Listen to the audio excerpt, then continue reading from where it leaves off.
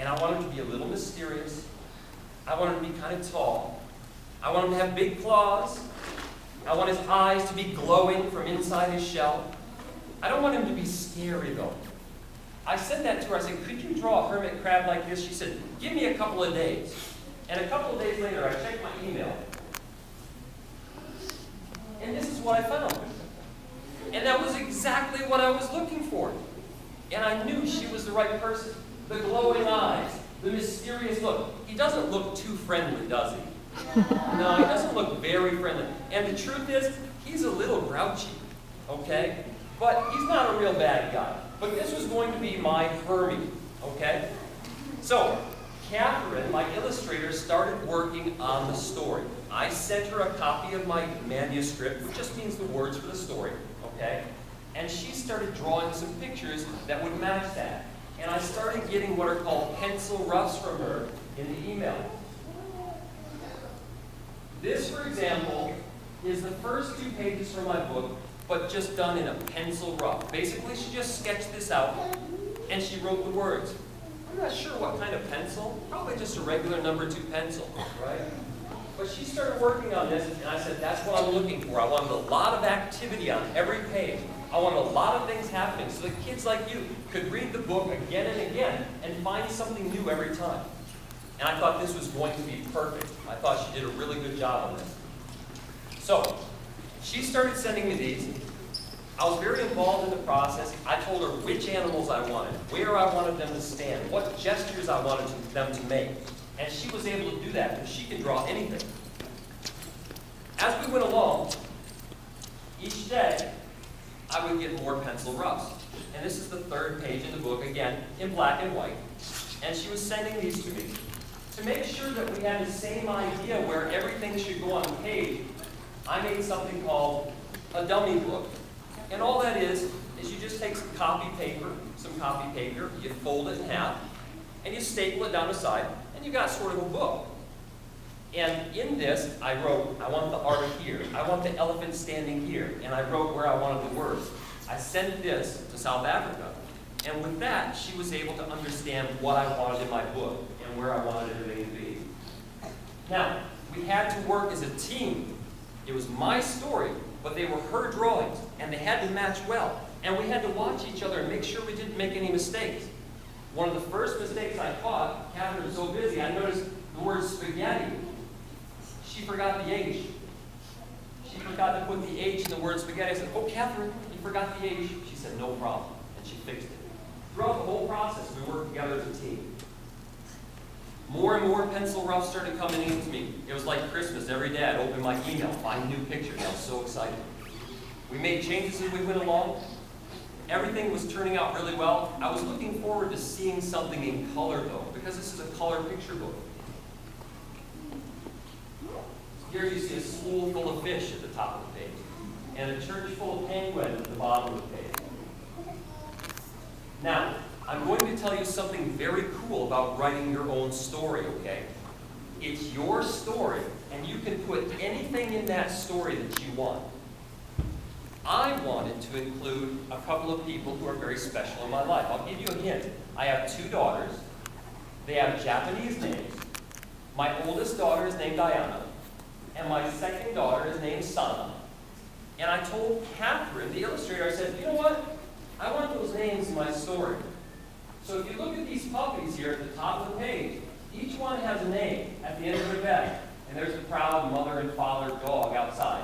But the first puppy you can see is named Diana, and the second puppy is named Sana. If you write your own story, you can do that. That's your power. You control that. If you want to put your best friend's name in there, your mother or father, or even your name, you can do that. That's one of the very cool things about writing your own story. Okay? So I was very happy I was able to do that.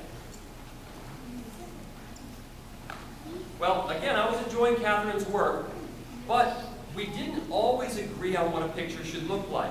Sometimes I had some imagination, some image in my mind of what I wanted it to look like, and her idea wasn't exactly the same. So I'm going to show you this next slide here, and you're going to see on the left side her first picture she sent me, and on the right side the final picture that we made. And there are some changes, okay?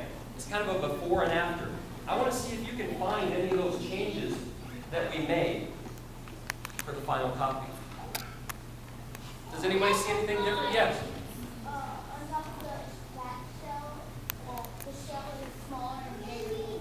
You're right. Very good. That was the first thing I noticed. I told Catherine, I said, "Oh, I don't like this shell. It looks like a cocoon. It looks like it's going to burst open and spiders or something to come out." I said, "I don't like that." So we changed the design of the shell. Very good. Yes, in the yellow. What difference do you see? Seaweed is on it. The seaweed is a little bit different. Yeah, here it goes very high over the shell. Here it's a little lower over the shell. What do you see, hon? The doors on the right is small and on the other side is big. You're right. You're right. Very good. We did change the doors and window because we changed the design of the shell. Yes, sir.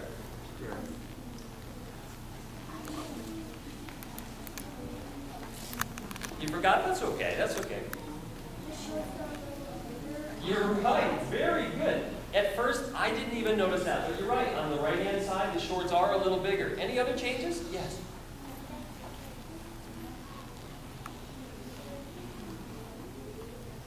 Very good. What he said was, here on the fence, on this gate, here it says no hawkers. And on the right it says no sale. Now the reason for that, remember I told you that this was sort of an international project. Catherine's from Scotland. She speaks British English. And no hawkers means no sales or no salesman in American English. I told her, this is mostly for American children to read, so could you please change it? And she did. Yes. The gate? Here? The fence. Yeah, the fence is a little bit different. And there's one big change up here. Can anybody see that? Yes. I like that word, humpier. I'm going to have to use that in my next presentation. Yeah, it's a little different, but look here, everybody. And look here. What do you see? Yes. They're both different. That one has like spikes and that one just... Right, the design of the shell, right? Yes.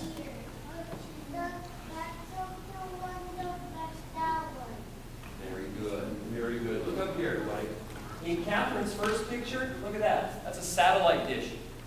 And up here is an antenna for like watching TV. And I told Catherine, no, this is a hermit crab. He wants to be away from everybody. So I don't want him watching TV. He likes to be alone. He likes peace and quiet. Well, those are the major differences. There could be some other small differences, but there are some small, but those are the major differences. Good job, everybody. Great job. Okay? Yeah, you're right. The little phone is a little bit different. Good, everybody. Very good. Okay. Now, the pictures for this book took about 4 months to finish. Yeah, 4 months, because we wanted them to be perfect, so we made a lot of changes as we went along. But after a while, we started seeing everything coming together. This is the final picture. It's a double-page spread of the one you just saw, and this is with all the changes in it. Here you can see some other changes that we made. The first picture she sent me had these animals up here. I thought, oh no, they look so sad. I felt a little sad reading this story. I said, that's not good. Please make the animals happier. And over here she can see she made the animals happier. Other changes we made as we went along. Here also, the animals look a little sad. The parrot's talking a lot. On this side, the parrot says a lot less, and the animals are happier. We also changed the parrot at the bottom. Here he has very small wings. Here the wings are bigger and feathers are flying out. So we made a lot of changes as we went along on this. Okay? Well, finally, I had enough pencil roughs. It was time to start seeing some color pictures. On the left-hand side, the black and white. On the right, the color. As you can see, we were still changing things. Here we changed pet to your best friend. We made changes all the way through the book until we were finally ready to publish it. So we are still making changes.